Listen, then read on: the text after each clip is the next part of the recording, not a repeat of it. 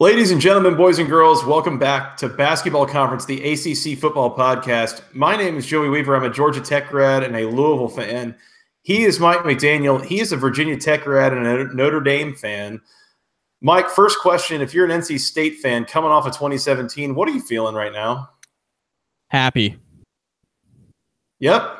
Let's go with that. Right. So wait, one second real quick. So preseason predictions, we said, hey, don't be surprised if NC State finally breaks that, essentially a glass ceiling, right? And breaks into that top tier of the ACC Atlantic Division. Not only did they break into that top tier, but they finished second, ahead of a Florida State team we thought was going to win the division, ahead of a Louisville team that we thought overachieved in 2016. Here they are, second in the conference second in the division behind Clemson. So really successful year. Hard to say otherwise. Our long national nightmare is over, Mike. NC State, second in the Atlantic Division in 2017. That's improvement. That's progress. I'm not going to lie to you, though. It still feels like there was something left on the table there.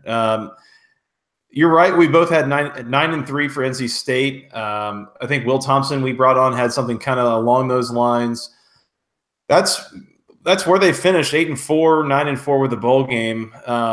But it's still, there were a couple of missed opportunities in here, Mike. And honestly, NC State was not that far from like an 11-1 type of season and winning the division outright and maybe totally changing the course of college football this season. They had a 7-point loss to open the season to South Carolina in what was a bit of a fluky game. They doubled up South Carolina in yardage. They outpossessed them 37 minutes to 23, and yet they found a way to lose. Don't kick it to Debo. Yeah, never kick it to Debo. That's a bad idea.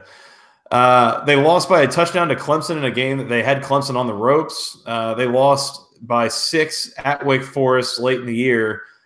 All three of those very winnable games for NC State. They did not get the job done. And as such, they are not going to finish 11-1. They finished 8-4. The other loss there being 35-14 at Notre Dame. Other than that, Mike, I'm trying to see their best win here, and maybe there's a couple ways you could go with this. The three that stick out to me: at Florida State, home against Louisville on a Thursday night, home against Arizona State. I think when you're sitting here talking about early October and you're in the Atlantic Division and you've beaten Florida State and Louisville, I mean, you got to be feeling real good. And so I thought that the Thursday night win especially – I thought it was going to be a little bit easier for NC State than it was, but still coming away with a 2-score win, that was solid. It was a statement, and I would argue that was probably their best win of the year, despite the way that any of those teams that I mentioned, the way that they finished the season. So I'm going to ask you kind of a question. Now, first of all, I agree with you, but second of all, I'm going to ask you a question. So do you think that beating Florida State when they had a down year, beating Louisville when you and I both acknowledge they were probably a little bit overrated coming into 2017. Do you think that takes anything away from the victories for NC State? Like, are we putting on rose-colored glasses and saying, yeah, NC State was 9-4, it was a great year, but Florida State was down, but Louisville wasn't that good? I mean, how much stock do you put into that? I mean, they double up South Carolina, the opener, in yardage, like you mentioned, they lose. I mean, is that a real negative view? Is that glass half empty? I mean, a little bit. I'm trying not to dump on the fact that they won 9 games, but at the same time, like, NC State didn't surprise us with any game that they won at this point, right? Like, at the time, it was a little surprising that they beat Florida State, but in retrospect, they were definitely a better team than Florida State. I don't know. I guess maybe we would change the narrative around the losses quicker than we would change the narrative around the wins sometimes. Wins are pretty validating of our opinions, whereas losses are, can be explained away a little bit. I don't know. I mean, if you're asking me to tell you that maybe NC State wasn't necessarily the second best team in the Atlantic this year, I'm not going to tell you that. If you're asking me to tell you that there's less value in that in 2017 than there is in a lot of years, 2016 and before that, I'm going to take the fifth on that one at the risk of pissing off NC State fans. But, I mean, they were wins, and wins are wins, and that's tough. I mean, both of those are, at the very least, fairly talented teams. And regardless of any other coaching or whatever aspects go into that, I mean, getting it done is getting it done. And that's something that we haven't really gotten used to with NC State. So I'm going to give them credit where credit's due. But I will say that if you beat Florida State and Louisville in 2016, that's way more exciting than beating them in 2017, all things told, if that's fair. Yep, that's fair. And, I think NC State had a good year. So that's not really what I was getting into. I'm not trying to throw a bunch of water on it because I do think they were good. Conversely, in the Coastal Division, Virginia Tech went 9-4, and I feel completely different about NC State than I do about Virginia Tech. I thought NC State was a much better football team in 2017 than the Hokies were, and that's the prime example of, we're not going to try to take away from a team that had 9 wins, but the Hokies didn't really beat anyone of substance. You could sort of make the same argument for NC State. I mean, their loss to South Carolina is ugly, much like Virginia Tech's loss to Georgia Tech. They did beat Florida State when Florida State was 12th, and that was on the road. So that is impressive, but we saw what Florida State ended up being. It was a 6-win team. And then, of course, the 7th of the bowl game, right? Barely, exactly. Thanks, Louisiana Monroe. Yeah, right. In a rescheduled game. But they beat number 17 Louisville in October at home. That's probably their best win. They lose by 3 touchdowns in South Bend. They lose by a touchdown to Clemson, which was better than the Hokies did against Clemson. And they lost to Wake Forest 30-24 on the road in November. But you feel better about NC State because they win their bowl game, right? I mean, these are 2 very similar programs. I feel like NC State and Virginia Tech, but at the same time, I somehow come away from the NC State schedule feeling a lot better about where they ended up at 9-4. And I think it's maybe because I thought Florida State would be a lot better. I thought Louisville would be more competent than maybe they were. So that's, I think, the divider for me and why I think NC State's 9-4 might be more impactful than Virginia Tech's. I mean, let's say this. I feel totally comfortable saying that I thought the 2 best teams in the conference played in Charlotte. I think the 3rd best team was NC State. Yep. And you're going to have a hard time arguing Virginia Tech or anybody else was better than NC State beyond Clemson and Miami in the conference this year. So if nothing else, NC State was the 3rd best team in a conference, and that's a step up. That's improvement, and that's a good year. That's a win. The question now, Mike, is whether they can keep that up, and we're going to get into that here in just a second. We talked about best win, worst loss. Either way, I could go South Carolina or Wake Forest. Probably the one that hurts the most might be the Clemson loss, that they had in the bag, more or less. They had Clemson on the ropes, and then that game slipped away kind of late. I don't know. I mean, NC State lost 4 games, and 3 of them were 7 points or less, and that's tough to swallow, I think, if you're a Wolfpack fan. And it gets back to the 9-4 discussion, and this could have even been better than 9-4. The South Carolina one for me is the worst loss. Double them up in yards, and you give up a kick return touchdown to Deebo Samuel in the opening kickoff. You lose 2 fumbles. Despite all that, it was a tie game at halftime. So that's a tough one to swallow on a neutral site. Notre Dame and Clemson. I mean, that going on the road in South Bend and thinking, and a lot of people thinking that NC State had a real chance to win going in, and just getting bum rushed by the Notre Dame rushing attack and losing that game by 3 touchdowns. That's probably the most disappointing loss, I would say, outside of South Carolina in the opener. You don't really know what you have yet in the opener. Everybody's hopes are high for the most part.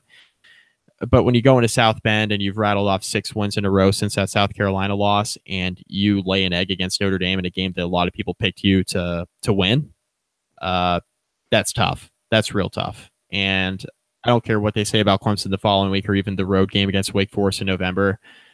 The expectation was that NC State was going to be able to hang with Notre Dame, and they really weren't able to. And it's weird because Clemson is a lot better than Notre Dame, and NC State was right in that game with an opportunity to win the following week. So it's weird how college football works. Mike, I have a question for you. What was the worst loss? I don't think I really answered it, did I? No, that's fine. I think we got there. Big question, Mike. What are we doing with Dave Doeren? How's that going? Well, they extended him. Yeah. And gave him a pay raise because he almost went to Tennessee. That might have been a leverage play. Yeah. No, but I don't know at this point. I mean, I would say that NC State might legitimately be a better job than Tennessee at this point. Tennessee seems like a mildly toxic situation to get yourself into. I mean, NC State's a good job because of Dave Doeren, though. Yeah, it's been all right in the past too. Guys like Tom O'Brien and such. I mean, it's as far as ACC jobs go, I would say it's in the top half at the very least. Yep. Yeah, I agree with that. NC State's definitely a better job than Tennessee right now, but you do have the money behind you at Tennessee that maybe you don't have at NC State. But don't get me wrong. I mean, NC State, they put a lot of money into that athletic program. They do. But, Tennessee's got the donors. They got ridiculous expectations, which could be a good thing or a bad thing. And you're coaching in the SEC, which, a lot of people hate to hear that, but that does matter.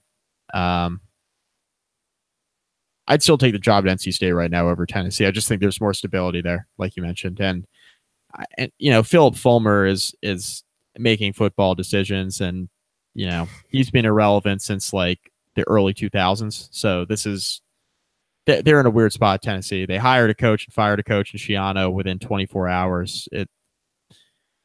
How high was Jeremy Pruitt on the list? Give me that NC State job any day. I feel like both of these programs get, more or less the best and the worst of fan support, but Tennessee really gets the worst of fan support. Yes. It gets pretty messy up there. So careful what you wish for. I'm with you. I think in 2018, the year of our Lord, it is a better job at NC State than Tennessee. I would go that for sure. And I think it makes sense to keep Dave Doeren around. I mean, I don't think that you've seen any sense of degradation with the program at the very least. 2017, the best season that he's had there. I think, fair to keep him around. See what he can do. You're better off doing that than getting rid of him and assuming you're going to find someone better on the open market, I would say. He certainly sought after at this point. The fact that Tennessee did want him ahead of Jeremy Pruitt says something, right? Doeren is a guy that I think is a really good coach. He's certainly a good recruiter, and I think he's one of these guys that really flies under the radar, and he's done a really good job at NC State. And he's a guy that, for a while there, let's be honest, we weren't entirely sure if he was going to make it to 2017, and then he did, and finally all that talent he's been recruiting finally put it together on the field, and they were really good. And I think 2018 is a huge year for NC State because you lose some of your top playmakers, but you're returning a starting quarterback. You're returning a lot of good talent on defense. You're obviously losing Bradley Chubb. That makes a difference. And, you're losing Jalen Samuels on offense, and you're losing Naheem Hines at running back. So you're losing a lot of production in the running game, but you can try to replace that as best you can, and you have enough pieces on defense. I think NC State's going to be one of those teams that's going to be really competitive again heading into next season. By the way, one thing that Dave Doeren has definitely done right, Mike, he added Ted Roof to his staff, and not in a defensive coordinator position either.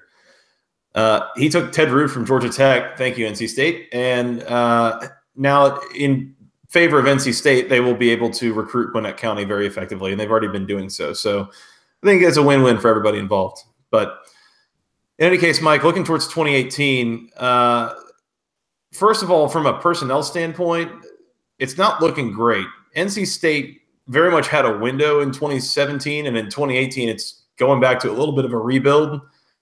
They come out 112th nationally in returning production, according to SB Nation. They lose most anybody meaningful on offense except for the quarterback.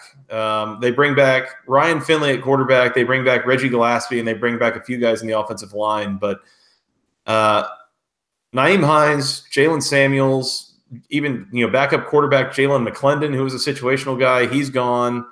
Some of their most meaningful players. Now, they do get Kelvin Harmon and Jacoby Myers back on the outside, which is helpful. On defense, they are 129th out of 130 teams nationally in returning production. This unit is getting depleted badly. And so the reconstruction effort is going to have to be quick and hopefully effective. Mike, they out of conference next year. They're out of conference schedule all in September, all first 4 games out of the gate. Home against James Madison, careful. Home against Georgia State, home against West Virginia, and at Marshall. I think there's like a mildly possible worst case here. That's a 2-2 slate. you can very much lose that game to James Madison, last year's national champion from the FCS and this year's runner-up from FCS. From there, cross-division game at home against Virginia, and on the road, of course, finishing off the season at North Carolina. I don't know how I feel about this, but I think with the personnel replacement that has to go on here, I'm a little skeptical about NC State going into 2018. I'm very curious to see if they're able to reload.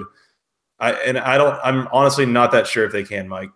Yeah, so I mean, the pieces that return on defense I mentioned are rotational pieces, so they do have something coming back. Like you mentioned, the returning production. When you lose a guy like Bradley Chubb, it's I mean, he's going to be a top 5 to 10 pick in the NFL draft. I mean, it's tough to replace.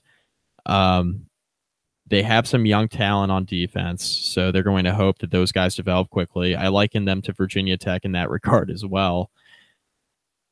I agree with you on the non-conference slate because James Madison is a team that won a national championship in 2016 and was the runner-up in 2017. I mean, this is a really, really good program in the FCS, a team that could easily be FBS, in my opinion, and you know, be one of those teams that develops into a competent program just because of how things are run there.